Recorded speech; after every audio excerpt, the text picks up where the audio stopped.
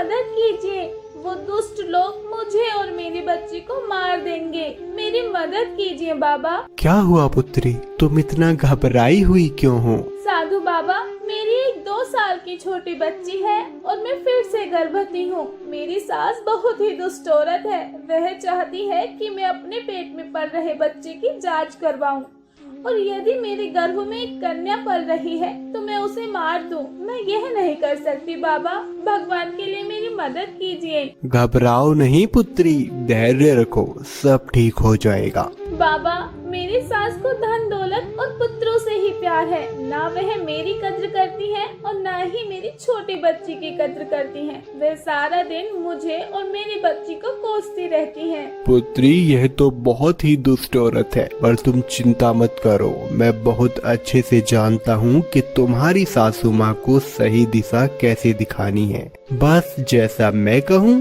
तुम वैसा वैसा करती जाना। कल सुबह मैं तुम्हारे द्वार पर भिक्षा लेने के लिए आऊँगा, जाओ मेरा इंतजार करना। साधु बाबा की बात सुनकर नव्या वहाँ से चली जाती है। जैसे ही नव्या घर पहुँचती है तभी नव्या की सास निर्मला उस पर चिल्लाते हुए बोलती है, डायन कहाँ मर गई थी, दिखता नहीं है घर में कितना काम पड़ा है। सारा दिन तुझे आवारा गर्दी और हंसने से फुर्सत नहीं है। अरे यह काम क्या तेरा बाप करेगा स्वर्गलोक से आकर? ऊपर से तेरी यह औलाद सारा दिन बस रोती चिल्लाती रहती है। अरे चूल्हे में झोंक कर मार क्यों नहीं देती अपनी इस बेटी को?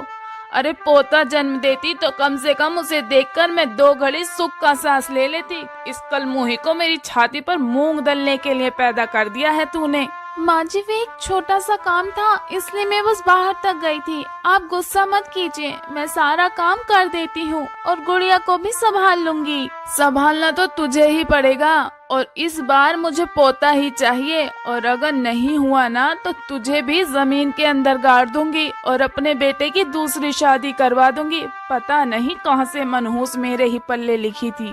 नव्या को जली कटी सुनाकर निर्मला अपने कमरे में चली जाती है। अगले दिन साधु बाबा सुबह सुबह नव्या के घर के दरवाजे पर आते हैं और बोलते हैं, भिक्षाम देहि, भिक्षाम देहि। कहाँ मर गई? देख दरवाजे पर कोई साधु बाबा आया है, थोड़ा आटा दान दे दे उसे।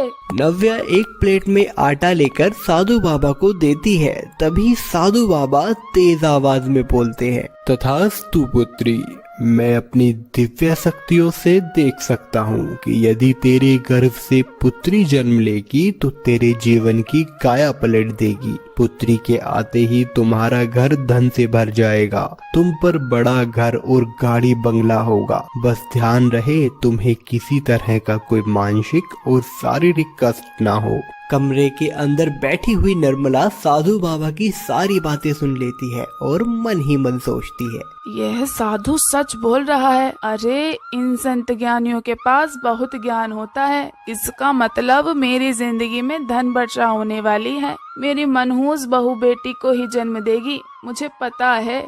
हे भगवान, तेरा लाख लाख शुक्र है। एक बार बस मेरे हाथ धन लग जाए, फिर मैं उस बच्ची का गला दबाकर उसे वहीं मार दूंगी। सांप भी मर जाएगा और लाठी भी नहीं टूटेगी। साधु बाबा चले जाते हैं और नव्या वापस कामों में लग जाती है। तभी नव्या की सास निर्मला उसके पास आती है और बोलती है, अरे नव्या बहू, बस कर, कितना काम करेगी, थक गई हो गई। इन दिनों में तुझे थोड़ा आराम भी करना चाहिए। बहुला, थोड़ा काम मैं कर देती हूँ। माँ जी, आप क्यों, मैं खुद कर लूंगी। आप क्यों तकलीफ ले रही हैं? अरे तकलीफ कैसी, तू भी तो मेरी बेटी जैसी है। ला, यह काम मुझे करने दे। जा तू जाकर आराम कर, वैसे भी अब तो आराम के ही दिन आने वाले हैं। अपनी सास का बदला हुआ रूप देखकर नव्या बहुत ज्यादा हैरान होती है। दिन गुजरते चले जाते हैं। निर्मला नव्या का खूब ध्यान रखा करती थी। उसे अच्छा खाना खिलाना, घर के कामकाज में उसकी मदद करना आदि जैसी बातों का खूब ख्याल रखा करती। ऐसे ही एक दिन नव्या वापस से उसी साधु बाबा के पास जाती है और बोलती है, बाबा जी, ये सब आपने क्या कर दिया? धन का लालच देकर आपने मेरी सासू माँ का मन तो बदल दिया है, लेकिन जब सच में ऐसा कुछ नहीं होगा तब क्या होगा? वह मुझे और मेरे दोनों बच्चों को मार देंगी। चिंता मत करो पुत्री, सब अच्छा होगा। जाओ अपने घर जाकर विश्राम करो। जो जैसा करता है वैसा ही पाता है। परमात्मा सब देख रहा है। कर्मों के इस खेल से कोई नहीं बच सकता।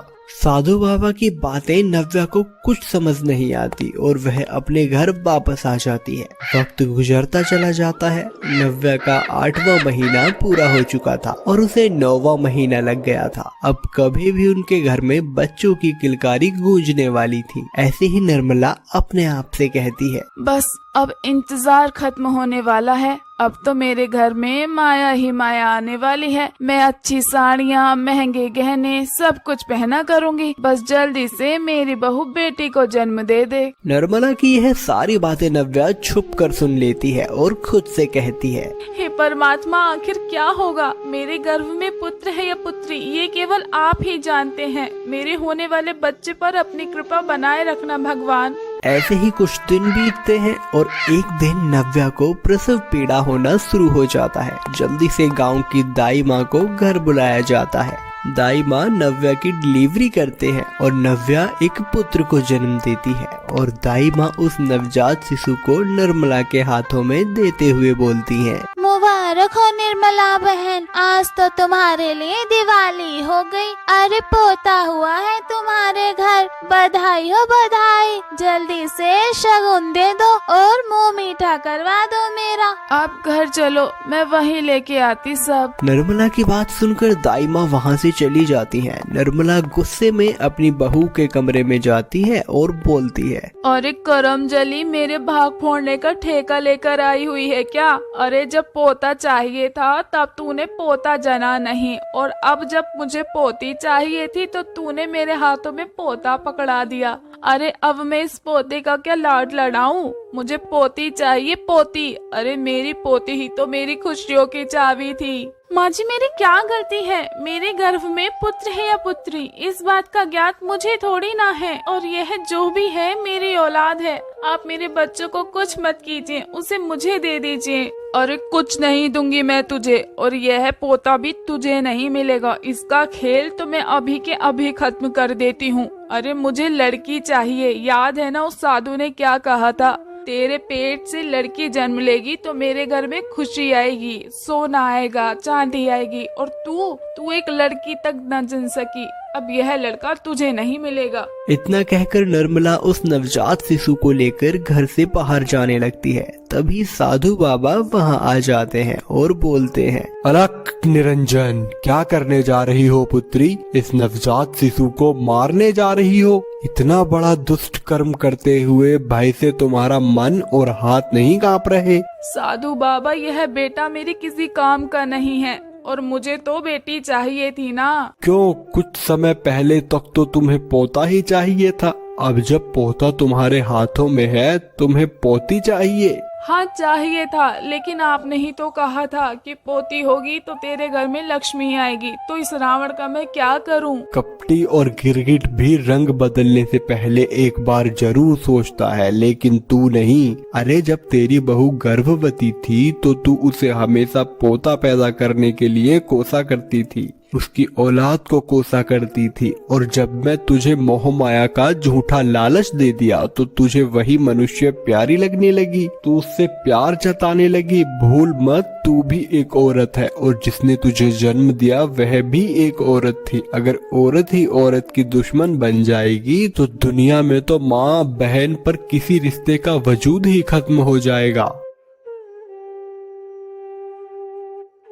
माँ जी, मेरे दोनों बच्चे प्यारे हैं। मेरी कोख से लड़का जन्म लेता या फिर लड़की, मुझे दोनों से ही प्यार है। मेरे लिए कोई छोटा या बड़ा नहीं है। संसार में हर रिश्ते में स्त्री और पुरुष का समान अधिकार होता है। अगर हम स्त्री का नाम ही मिटा देंगे तो दूसरा यह रिश्ता तो अपने आप ही खत्म हो जाएगा। साधु बाबा की और नव्या की बातें सुनकर निर्मला को अपनी गलती का एहसास होता है और वह अपनी बहू से माफी मांगकर अपने पोते को अपने गले से लगा लेती है। तो इस तरह साधु बाबा की चतुराई भरी बातों से नव्या की सास की अक्ल ठिकाने आ जाती है और उसके मन में चल रही पुत्र और पुत्री की भेदभाव वाली भावना हमेशा के लिए खत्म हो जाती है।